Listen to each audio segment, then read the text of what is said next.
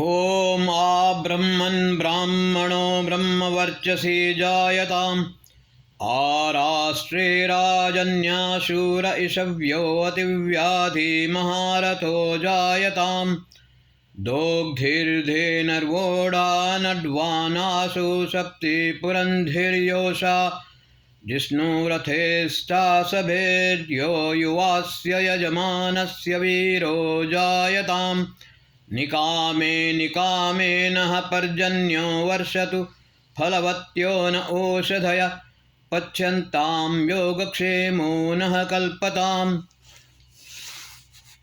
ನನ್ನ ಸಮಸ್ತ ಪ್ರೀತಿಯ ಬಂಧು ಭಗಿನಿಯರಿಗೆ ಡಾಕ್ಟರ್ ಸುಕುಮಾರ ಶಾಸ್ತ್ರಿ ಮಾಡುವ ವಂದನೆಗಳು. ಬಂಧುಗಳೇ, ಆಗಸ್ಟ್ 15 ನಾಡಿದ್ದು ಭಾರತದಾದ್ಯಂತ ಸ್ವತಂತ್ರತಾ ದಿನಾಚರಣೆಯನ್ನು ಆಚರಿಸಲಾಗುತ್ತದೆ. ಆದರೆ ಒಂದು ವಿಷಯ ನಾನು ನಿಮಗೆ ಹೇಳಲು ಅಪೇಕ್ಷಿಸುತ್ತೇನೆ. 1947 ಆಗಸ್ಟ್ 15ರಂದು ಭಾರತ ಸ್ವತಂತ್ರವಾಯಿತು ಎಂದು ಹೇಳುತ್ತಾರೆ. ವಾಸ್ತವಿಕವಾಗಿ 1943 ಡಿಸೆಂಬರ್ 30ರಂದು ಸುಭಾಷ್ ಚಂದ್ರ ಬೋಸರು ಅಂಡಮಾನ್ ನಿಕೋಬಾರ್ ದ್ವೀಪ ಸಮೂಹದ ಪೋರ್ಟ್ ಬ್ಲೇರ್ನ ಜಿಮ್ಖಾನಾ ಗ್ರೌಂಡ್, ಇವತ್ತಿನ ನೇತಾಜಿ ಸುಭಾಷ್ ಚಂದ್ರ ಬೋಸ್ ಮೈದಾನ, ಅಲ್ಲಿ ಭಾರತದ ರಾಷ್ಟ್ರಧ್ವಜವನ್ನು ಹಾರಿಸಿದರು. ಬಂಧುಗಳೇ, ಆಗಲೇ ಅವರಿಗೆ 12 ರಾಷ್ಟ್ರದವರು ಮಾನ್ಯತೆಯನ್ನು ನೀಡಿದ್ದರು. ಅವರು ಬರ್ಮಾ ತನಕ ಬಂದಿದ್ದರು, ಬರ್ಮಾವನ್ನು ಜಯಿಸಿದರು. ಭಾರತದ ಒಳಗೆ ಅವರು ಪ್ರವೇಶ ಮಾಡಲು ಪ್ರಯತ್ನಿಸಿದರು. ಆದರೆ ದೇಶದ್ರೋಹಿಗಳು ಅವರನ್ನು ಭಾರತಕ್ಕೆ ಪ್ರವೇಶ ಮಾಡಲು ಬಿಡಲಿಲ್ಲ. ಒಂದು ವೇಳೆ ಅವರು ಭಾರತಕ್ಕೆ ಪ್ರವೇಶ ಮಾಡುತ್ತಿದ್ದರೆ 1944ರಲ್ಲಿಯೇ ಸಂಪೂರ್ಣ ಭಾರತವು ಸ್ವತಂತ್ರವಾಗುತ್ತಿತ್ತು ಮತ್ತು ಭಾರತದ ವಿಭಜನೆಯು ಆಗುತ್ತಿರಲಿಲ್ಲ. ಬಂಧುಗಳೇ, ಈ ಸ್ವತಂತ್ರತಾ ಸಂಗ್ರಾಮ, ಇದರ ಮೂಲ ಸೂತ್ರಧಾರಿಗಳು, ಮೂಲ ಪ್ರೇರಕರು ಯಾರು, ಇದು ನಮಗೆ, ನಮ್ಮ ಮಕ್ಕಳಿಗೆ ಇತಿಹಾಸದ ಪುಸ್ತಕದಲ್ಲಿ ತಿಳಿಸುವುದಿಲ್ಲ. ನಾನು ನಿಮ್ಮ ಮುಂದೆ ಇಡುತ್ತೇನೆ. ಗುರು ವಿರಜಾನಂದ್, ಮಹರ್ಷಿ ದಯಾನಂದ್, ಸ್ವಾಮಿ ಶ್ರದ್ಧಾನಂದ್, ಮಹಾತ್ಮ ಹಂಸರಾಜ್, ಲಾಲಾ ಲಾಜಪತ್ ರಾಯ್, ಬಾಲ್ ಗಂಗಾಧರ್ ತಿಲಕ್, ಬಿಪಿನ್ ಚಂದ್ರ ಪಾಲ್,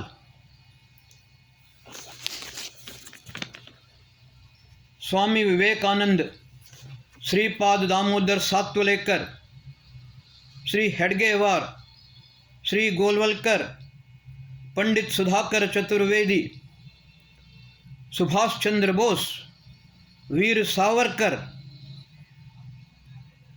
ಮತ್ತು ಪಂಡಿತ್ ಮದನ್ ಮೋಹನ್ ಮಾಲವೀಯರ್. ಇಷ್ಟು ಮಾತ್ರವಲ್ಲ, ಹಲವಾರು ವೀರಾಂಗನೆಯರು ಕೂಡ, ರಾಣಿ ಅಬ್ಬಕ್ಕದೇವಿ, ಕಿತ್ತೂರು ರಾಣಿ ಚೆನ್ನಮ್ಮ, ಝಾನ್ಸಿ ಲಕ್ಷ್ಮೀಬಾಯಿ. ಬಂಧುಗಳೇ, ಇನ್ನೂ ಹಲವಾರು ಜನರಿದ್ದಾರೆ. ಮೂಲ ಪ್ರೇರಕರು, ಮೂಲ ಪ್ರೇರಣಾ ಶಕ್ತಿ, ಅವರ ಹೆಸರನ್ನು ನಿಮ್ಮ ಮುಂದೆ ನಮೂದಿಸಿದ್ದೇನೆ. ಇವರ ಪ್ರೇರಣೆಯಿಂದಲೇ ಅಸಂಖ್ಯಾತ ಜನರು ತಮ್ಮ ಪ್ರಾಣವನ್ನು ಬಲಿದಾನಕ್ಕೂ ಮಾಡಿದ್ದಾರೆ. ಬಂಧುಗಳೇ, ಹಲವಾರು ಕ್ರಾಂತಿಕಾರಿಗಳು ಇವರ ಪ್ರೇರಣೆಯಿಂದಲೇ ದೇಶಕ್ಕೋಸ್ಕರ, ಸ್ವಾತಂತ್ರ್ಯಕ್ಕೋಸ್ಕರ ತಮ್ಮ ಪ್ರಾಣ ತ್ಯಾಗವನ್ನು ಮಾಡಿದರು. ಅಸಂಖ್ಯಾತ ಸ್ತ್ರೀ ಪುರುಷರು ಭಾರತ ಸ್ವಾತಂತ್ರ್ಯ ಸಂಗ್ರಾಮದಲ್ಲಿ ಭಾಗವಹಿಸಿದರು. ಬಂಧುಗಳೇ, ನಿಜವಾಗಿ ಈ ಸ್ವತಂತ್ರತಾ ಸಂಗ್ರಾಮ, ಈ ಪ್ರೇರಣಾ ಸ್ತೋತ್ರಗಳಿಂದ ಅವರು ಯಾವ ಉದ್ದೇಶವನ್ನು ಇಟ್ಟುಕೊಂಡು ಮಾಡಿದ್ದರೋ ಆ ಉದ್ದೇಶವು ಪೂರ್ಣವಾಗಿ ಈಡೇರಲಿಲ್ಲ. ನಿಜವಾಗಿ ಅದನ್ನು ಮಾಡುತ್ತಿದ್ದರೆ, ಆಗುತ್ತಿದ್ದರೆ ಈ ಭಾರತವು ಅಖಂಡವಾಗಿಯೇ ಇರುತ್ತಿತ್ತು. ಸುಭಾಷ್ ಚಂದ್ರ ಬೋಸರನ್ನು ಒಳಗೆ ಬರಲು ಬಿಡಲಿಲ್ಲ. ಇವತ್ತು ಸುಭಾಷ್ ಚಂದ್ರ ಬೋಸರ ಒಳಗೆ ಬರುತ್ತಿದ್ದರೆ ಭಾರತವು ಅಖಂಡ ಭಾರತವಾಗಿರುತ್ತಿತ್ತು. ದುರ್ಭಾಗ್ಯವಶಾತ್ ಭಾರತದ ವಿಭಜನೆಯಾಗಿದೆ. ಧ್ವಂಸ ಕಿ ಗೋದ್ ಮೇ ಗಾಂವ್ ಬಸ್ತೆ ರಹೆ, ಆಗ್ ಜಲ್ತಿ ರಹಿ ಘನ್ ಬರಸ್ತೆ ರಹೆ, ಜಿಂದಗಿ ಮೇ ಕೈ ಬಾರ್ ಐಸಾ ಹುವಾ, ಆಂಖ್ ರೋತಿ ರಹಿ ಓಂಟ್ ಹಸ್ತೆ ರಹೆ. ಈ ಸ್ವತಂತ್ರತಾ ಸಂಗ್ರಾಮದ ದಿನಾಚರಣೆಯನ್ನು ನಾವು ಯಾವ ರೀತಿ ಆಚರಿಸಬೇಕು? ಎಲ್ಲರೂ ಬಹಳ ಸುಖ ಸಂತೋಷದಿಂದ ಆಚರಿಸುತ್ತಾರೆ. ಆದರೆ ನಾನು ದ್ವಂದ್ವದಲ್ಲಿದ್ದೇನೆ, ಅಳಬೇಕು ನಗಬೇಕು ಎಂದು ಗೊತ್ತಾಗುವುದಿಲ್ಲ. ಬಂಧುಗಳೇ, ಈ ವಿಷಯವನ್ನು ನಾನು ಹೆಚ್ಚು ಕೆದಕುವುದಿಲ್ಲ, ಇಲ್ಲದಿದ್ದರೆ ಬಹಳ ಅತಿರೇಕಕ್ಕೂ ಹೋಗಬಹುದು. ಅದೇ ದಿವಸ ಶ್ರೀಕೃಷ್ಣ ಜನ್ಮಾಷ್ಟಮಿಯನ್ನು ಕೂಡ ಬಂದಿದೆ. ಬಂಧುಗಳೇ, ಶ್ರೀಕೃಷ್ಣ ಜನ್ಮಾಷ್ಟಮಿ ನಾನು ನಿಮ್ಮಲ್ಲಿ ಒಂದು ನಂಬರವಾಗಿ ನಿವೇದನೆಯನ್ನು ಮಾಡುತ್ತೇನೆ. ರಾಧಾಕೃಷ್ಣ ಎಂದು ಎಂದಿಗೂ ಹೇಳಬೇಡಿ. ಸಂಪೂರ್ಣ ಮಹಾಭಾರತದಲ್ಲಿ ರಾಧಾ ಎಂಬ ಹೆಸರಿನ ಸ್ತ್ರೀಯೇ ಇರಲಿಲ್ಲ. ಈ ರಾಧೆಯನ್ನು ಸೃಷ್ಟಿ ಮಾಡಿದವ ವಲ್ಲಭಾಚಾರ್ಯ. ನಾನು ಸಂಸ್ಕೃತದಲ್ಲಿ MA ಮಾಡಿದ್ದೆ. MA ದ್ವಿತೀಯ ವರ್ಷ ಅಂದರೆ ಫೈನಲ್ ಇಯರ್ ಪರೀಕ್ಷೆ ಆದ ನಂತರ ಅದರಲ್ಲಿ ಒಂದು ವೈವಾ ಎಕ್ಸಾಮ್ ಇರುತ್ತದೆ. ಫೈನಲ್ ಇಯರ್ ಎಕ್ಸಾಮ್ನಲ್ಲಿ ನಾನೊಂದು ಲಘುಶೋಧ ಪ್ರಬಂಧ ವೇದದ ಮೇಲೆಯೂ ಬರೆದಿದ್ದೆ. ನನ್ನ ವೈವಾ ಎಕ್ಸಾಮನ್ನು ತೆಗೆದುಕೊಳ್ಳಲು ಬಂದವರು ಒಬ್ಬರು ಶ್ರೀಕೃಷ್ಣನ ಭಕ್ತರಾಗಿದ್ದರು. 45 ನಿಮಿಷಗಳಷ್ಟು ಕಾಲ ಅವರು ವೈವಾವನ್ನು ತೆಗೆದುಕೊಂಡರು. ಹಲವಾರು ಪ್ರಶ್ನೆಗಳನ್ನು ಕೇಳಿದರು. ಆದರೆ ಪ್ರಮುಖವಾದ ಪ್ರಶ್ನೆ ಅವರಾಗಿದ್ದವರು ಶ್ರೀಕೃಷ್ಣನ ಭಕ್ತರಾಗಿದ್ದರು. ಒಂದು ವೃದ್ಧಿರ್ಯಸ್ಯ ಅಚಾಮಾದೇಸ್ತದ್ವೃದ್ಧಂ, ಇದು ಒಂದು ವ್ಯಾಕರಣದ ಸೂತ್ರ. ಎರಡನೆಯ ಪ್ರಶ್ನೆ ಶ್ರೀಕೃಷ್ಣನ ಮೇಲೆ ಗೋಪಾಲ. ಇದರ ವ್ಯಾಖ್ಯಾನವನ್ನು ಮಾಡುವಂತೆ ನನ್ನ ಹತ್ರ ಹೇಳಿದರು. ನಾನು ಎಲ್ಲ ರೀತಿಯಲ್ಲಿ ಎಲ್ಲ ಆಧಾರ ಪ್ರಮಾಣವನ್ನು ಕೊಟ್ಟು ಅವರು ಕೇಳಿದ ಪ್ರಶ್ನೆಗಳಿಗೆಲ್ಲವೂ ಸಮರ್ಪಕವಾಗಿ ಉತ್ತರವನ್ನು ಕೊಟ್ಟರೆ. ಕೊನೆಗೆ ಒಂದು ಹೇಳಿದರು, श्री कृष्ण के ऊपर एक लांछन लगता है, जा रहा, इसका तुम क्या अर्थ करते हो? ನಾನು ಅವರಿಗೆ ಹೇಳಿದೆ, जार महर्षि यास्क ने निरुक्त में कहा है, जा रहा जरईता. महर्षि यास्ಕರು ನಿರುಕ್ತದಲ್ಲಿ ಜಾರ ಶಬ್ದಕ ನಿರ್ವಚನ ಮಾಡಿದ್ದಾರೆ. ಜಾರ ಜರಯಿತ, ಕೊಂಕಣಿ ಭಾಷೆಯಲ್ಲಿ ಕೂಡ ಜರಯಿತ ಅಂತ ನಾವು ಹೇಳ್ತೇವೆ. ಅಂದರೆ ನಷ್ಟವನ್ನು ಮಾಡುವವ, ಕೊಂಕಣಿಯಲ್ಲಿ ಅದನ್ನು ತೇದುವುದು ಎಂಬ ಶಬ್ದ ಅರ್ಥ ಆಗ್ತದೆ. ಶ್ರೀಕೃಷ್ಣನು ರಾಕ್ಷಸರ ಅಸುರರ ಸಂಹಾರವನ್ನು ಮಾಡಿದ. ಈ ದೇಶದ್ರೋಹಿಗಳ ಯಾರು ಭಾರತವನ್ನು ನಷ್ಟ ಮಾಡಲು ಪ್ರಯತ್ನಿಸಿದರೋ ಅವರೆಲ್ಲರ ನಾಶವನ್ನು ಮಾಡಿಕೊಂಡು ಈ ಭಾರತದ ಈ ಪೃಥ್ವಿಯ ರಕ್ಷಣೆಯನ್ನು ಮಾಡಿದ. ಈ ರೀತಿಯವನು ಒಬ್ಬ ಜಾರ ಜರಯಿತ. ಇನ್ನೊಂದು ಭಗವದ್ಗೀತೆಯ ಉಪದೇಶವನ್ನು ಮಾಡಿ ನಮ್ಮ ಸಂಪೂರ್ಣ ಅಜ್ಞಾನವನ್ನು ನಷ್ಟ ಮಾಡಿದ. ಆದ ಕಾರಣ ಶ್ರೀಕೃಷ್ಣನು ಕೂಡ ಜಾರ ಎಂದು ಹೇಳಲ್ಪಟ್ಟ. ಜಾರ ಎಂದರೆ ಅವನು ವೇಶ್ಯಾಗಾಮಿ ಅಲ್ಲ, ಪೃಥ್ವಿಯ ರಕ್ಷಣೆಯನ್ನು ಮಾಡಿದವ. ಆಮೇಲೆ ಇದನ್ನು ಅಜ್ಞಾನವನ್ನು ನಷ್ಟ ಮಾಡಿ ನಮಗೆ ಸತ್ಯಜ್ಞಾನವನ್ನು ಕೊಟ್ಟ ಶ್ರೀಕೃಷ್ಣ. ಆದ ಕಾರಣವೇ ಅವನು ಜಾರ ಎನಿಸಿಕೊಂಡ. ಬಂಧುಗಳೇ, ಅವರು ಮಾಡಿದ ಎಲ್ಲ ಪ್ರಶ್ನೆಗಳಿಗೆ ಆಧಾರ ಸಹಿತ ನಾನು ಉತ್ತರವನ್ನು ಕೊಟ್ಟೆ. ಅದರಿಂದ ಅವರು ಬಹಳ ಪ್ರಸನ್ನಚಿತ್ತರಾದರು. ಅವರು ನನ್ನ ಲಘುಶೋಧ ಪ್ರಬಂಧಕ್ಕೆ ಪ್ರಮುಖ ಎಕ್ಸಾಮಿನರ್ ಕೂಡ ಆಗಿದ್ದರು. 6 ಜನ ಎಕ್ಸಾಮಿನರ್ ಇದ್ದರು ನನ್ನ ಲಘುಶೋಧ ಪ್ರಬಂಧಕ್ಕೆ. ಅವರು ಪ್ರಮುಖರಾಗಿದ್ದರು. ಅವರೊಂದು ಮಾತು ನನ್ನ ಹತ್ರ ಹೇಳಿದರು, देखो बेटा, आज तुमने आधार सहित ये संपूर्ण उत्तर दिया है, मैं इससे बहुत प्रसन्न हूँ। हमारा परम कर्तव्य बनता है कि श्री कृष्ण षोडश कला पूर्ण श्री कृष्ण, उनके ऊपर जो लांछन लगा है उसको मिटाना हमारा परम धर्म है, तभी हिंदू धर्म बच सकता है। आगे हमेशा ये प्रयत्न करना, अपने प्रवचन में इस बात को निश्चय रूप से बता देना। ಅವರು ಪ್ರಸನ್ನರಾಗಿ ನನಗೆ ನನ್ನ ಲಘುಶೋಧ ಪ್ರಬಂಧದ ಮೇಲೆ 84 ಮಾರ್ಕ್ಸ್ ಕೊಟ್ಟಿದ್ದಾರೆ. ಬಂಧುಗಳೇ, ಇನ್ನೊಂದು ವಿಷಯ ನಾನು ಹೇಳುತ್ತೇನೆ. ಅಹಲ್ಯಾಚಾರ, ಅಹಲ್ಯೆಯ ಕಥೆಯನ್ನು ಪುರಾಣಗಳಲ್ಲಿ ಕೇಳುತ್ತೇವೆ. ಅದೇ ಸಂಕ್ಷಿಪ್ತವಾಗಿ ವೇದದಲ್ಲಿ ಕೂಡ ಒಂದು ಅಲಂಕಾರಿಕವಾಗಿ ಬರುತ್ತದೆ. ಮಹರ್ಷಿ ದಯಾನಂದ ಸರಸ್ವತಿಯವರು ಅದನ್ನು ಸ್ಪಷ್ಟಪಡಿಸಿದ್ದಾರೆ. ಅದರಲ್ಲಿ 3 ಪ್ರಮುಖವಾಗಿ ಇಂದ್ರ, ಗೌತಮ, ಅಹಲ್ಯೆ. ಅಹಲ್ಯೆ ಎಂದು ಹೇಳಿದರೆ ಅಹನಿ ಲೀಯತೆ ಇತಿ ಅಹಲ್ಯ. ಅಹನಿ ಎಂದು ಹೇಳಿದರೆ ಹಗಲಿನಲ್ಲಿ ಯಾವುದು ಲೀನವಾಗುತ್ತದೆಯೋ, ರಾತ್ರಿ. ಅಹಲ್ಯ ಶಬ್ದದ ಅರ್ಥ ರಾತ್ರಿ. ಗೌತಮ, ಅಂಧಕಾರದಲ್ಲಿಯೂ ಕೂಡ ಪ್ರಕಾಶವನ್ನು ಕೊಡುವವನು ಚಂದ್ರ, ಗೌತಮನಾಗುತ್ತಾನೆ. ಬಂಧುಗಳೇ, ಚಂದ್ರನು ಪಶ್ಚಿಮಯಾನದಲ್ಲಿ ಹೋಗುವಾಗ ಸೂರ್ಯನು ಬರುತ್ತಾನೆ. ಅಲ್ಲಿ ಇಂದ್ರ ಎಂದರೆ ಸೂರ್ಯ, ಇಂದು ಎಂದರೆ ಚಂದ್ರ, ಇಂದೌ ರಮತೆ ಇದು ಇಂದ್ರ. ಅಂದರೆ ಚಂದ್ರನಿಗೆ ಸ್ವಯಂ ಪ್ರಕಾಶವಿಲ್ಲ, ಸೂರ್ಯನ ಪ್ರಕಾಶದಿಂದಲೇ ಚಂದ್ರನು ಪ್ರಕಾಶಿತನಾಗುತ್ತಾನೆ. ಆದ ಕಾರಣ ಇಂದ್ರನು ಅಲ್ಲಿ ಸೂರ್ಯನ ಇದು ಎನಿಸಿಕೊಳ್ಳುತ್ತಾನೆ. ಅವನೇ ಅಹಲ್ಯಾಚಾರ. ಯಾಕಂದರೆ ಸೂರ್ಯನ ಉದಯವಾದ ನಂತರ ರಾತ್ರಿ ಇರುವುದಿಲ್ಲ. ರಾತ್ರಿಯ ನಷ್ಟವನ್ನು ಮಾಡುವವ ಸೂರ್ಯ, ಇಂದ್ರ. ಅದಕ್ಕೋಸ್ಕರ ಇಂದ್ರನಿಗೆ ಅಹಲ್ಯಾಚಾರ ಎಂದು ಹೇಳುತ್ತಾರೆ. ಬಂಧುಗಳೇ, ಹಲವಾರು ಕಥೆಗಳು ಇವೆ. ಆ ಕಥೆಗಳನ್ನು ಆಲಂಕಾರಿಕವಾಗಿ ಬರೆದಿದ್ದಾರೆ.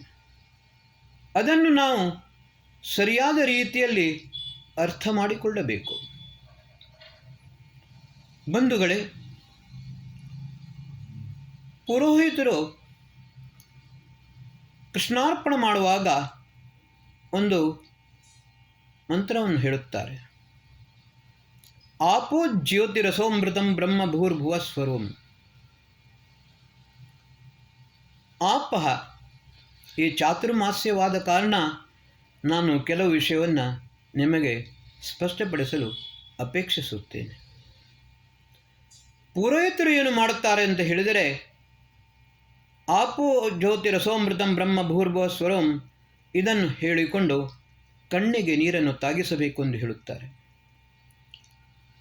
ಆಪೋ ಹಿಸ್ತ ಮಯೋ ಭವಸ್ಥಾನ ಊರ್ಜೆ ದುಧಾತನ ಮಹೇರಣಾಯ ಚಕ್ಷಸೆ. ಆಪ, ಮೊದಲು ಅದರ ವೈಜ್ಞಾನಿಕವಾಗಿ ಅರ್ಥವನ್ನು ಮಾಡೋಣ. ಆಪ ಎಂದರೆ ಇಲ್ಲಿ ಜಲ. ಮಹರ್ಷಿ ಯಾಸ್ಕರು ಆಪೋಹಿಷ್ಟ ಮಯೋಭವಸ್ಥಾನ ಊರ್ಜಿದಾಂತನ ಮಹಿರಣಾಯ ಚಕ್ಷಸೆ, ಇಲ್ಲಿ ಒಂದು ಶಬ್ದ ಬರ್ತದೆ ರಣಾಯ. ರಣಾಯ ಅಂತ ಹೇಳಿದರೆ ರಮಣೀಯ ದರ್ಶನಾಯ. ನಾನು ಮೊದಲ ಎಪಿಸೋಡ್ನಲ್ಲಿ ಹೇಳಿದ್ದೇನೆ, ನನ್ನ scientific thoughts of Veda and yoga. ಇದರಲ್ಲಿ ನಾವು ಬಾಯಿಯಲ್ಲಿ ನೀರು ತುಂಬಿಸಿಕೊಂಡು ಇತರೆ ಮುಕ್ಕಳಿಸುತ್ತಾ ಕಣ್ಣಿನ ಮೇಲೆ ಪ್ರೋಕ್ಷಣೆಯನ್ನು ಮಾಡುತ್ತಾ ಹೋದರೆ ನಮ್ಮ ಕಣ್ಣಿನ ಜ್ಯೋತಿ ಹೆಚ್ಚುತ್ತದೆ, ವೃದ್ಧಿಸುತ್ತದೆ. ಎರಡನೆಯ ವಿಷಯ, ಅದರಲ್ಲಿ ಅಪ್ಸರೆ ಅಂತ ನೀವು ಪ್ರತಿಯೊಬ್ಬರು ಕೇಳಿರಬಹುದು. ಈ ಅಪ್ಸರೆ ಎಂದರೆ ಸಾಧಾರಣವಾಗಿ ರಂಬೆ, ಉರ್ವಶಿ, ಮೇನಕೆ ಎಂದು ಮಾಡುತ್ತಾರೆ. ಆದರೆ ಇಲ್ಲಿ ಅದಲ್ಲ. ಅಪ್ಸು ರಮಂತೆ ಇತಿ ಅಪ್ಸರ. ಜಲದಲ್ಲಿ ವಿದ್ಯುತ್ ಶಕ್ತಿ ಇದೆ. ಆ ವಿದ್ಯುತ್ ಶಕ್ತಿಯೇ ಇಲ್ಲಿ ಅಪ್ಸರ ಎಂದು ಹೇಳುತ್ತಾರೆ. ಋಗ್ವೇದ ಹೇಳುತ್ತದೆ, ಸೂರ್ಯನ ಶಕ್ತಿ ಮತ್ತು ಜಲದ ಶಕ್ತಿ ಇದು ಶಾಶ್ವತವಾಗಿರುವಂಥದ್ದು. ಸೃಷ್ಟಿಯ ಆದಿಯಿಂದ ಹಿಡಿದು ಅಂತ್ಯದ ತನಕ ಈ ಎರಡು ಶಕ್ತಿಗಳು ಶಾಶ್ವತವಾಗಿ ಇರುತ್ತವೆ. ಇದರಿಂದ ನಾವು ಜ್ಯೋತಿಯನ್ನು ಬೆಳಗಿಸಬೇಕು, ವಿದ್ಯುತ್ ಶಕ್ತಿಯನ್ನು ಪ್ರಾಪ್ತ ಮಾಡಬೇಕು, ಲಕ್ಷ್ಮಿ ಐಶ್ವರ್ಯವನ್ನು ಕೂಡ ಪ್ರಾಪ್ತ ಮಾಡಿಕೊಳ್ಳಬೇಕು. ಆಪೋ ಜ್ಯೋತಿ ರಸ ಅಮೃತ ಬ್ರಹ್ಮ ಆಪ್ನೋತಿ ವ್ಯಾಪ್ನೋತಿ ಚರಾಚರಂ ಜಗದಿತಿ ಆಪಃ. ಅಂದರೆ ಬ್ರಹ್ಮ ಪರಮಾತ್ಮ. ರಸೋ ವೈಸ, ಈ ಜಗತ್ತಿನ ಈ ಬ್ರಹ್ಮಾಂಡದ ರಸ ಸಾರ ಕೊನೆಗೆ ಪರಮಾತ್ಮನೇ. ಶವವನ್ನು ಕೊಂಡೊಯ್ಯುವಾಗ ನಾರಾಯಣ ನಾರಾಯಣ ನಾರಾಯಣ ನಾರಾಯಣ ಎಂದು ಹೇಳುತ್ತಾರೆ. ಅಂದರೆ ವಿಷ್ಣು ಒಬ್ಬನೇ. ತದ್ವಿಷ್ಣು ಪರಮಂ ಪದಂ ಸದಾ ಪಶ್ಯಂತಿ ಸೂರಯಃ. ಆ ಬ್ರಹ್ಮನೇ ಏ ಸೃಷ್ಟಿಯ ಸಾರ, ಸೃಷ್ಟಿಯ ರಸ. ಆಪೋ ಜ್ಯೋತಿ ರಸೋಮೃತಂ ಅಮೃತ. ಅಪ್ಸು ಅಂತರ ಅಮೃತಂ ಅಪ್ಸು ಭೇಷಜಂ. ಜಲದಲ್ಲಿ ಅಮೃತ ಇದೆ, ಜಲದಲ್ಲಿ ಔಷಧಿ ಇದೆ.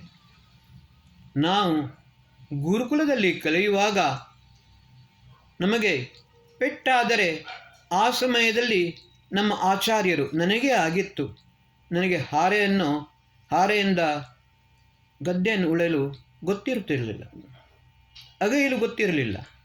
ಅಗೆಯುವಾಗ ಪಕ್ಕನೆ ನನ್ನ ಕಾಲಿನ ಬೆರಳಿಗೆ ತಾಗಿತು, ಕಾಲಿನ ಬೆರಳು ಅರ್ಧ ತುಂಡಾಗಿತ್ತು. ನಾನು ದೊಡ್ಡದಾಗಿ ಕಿರುಚಿದೆ.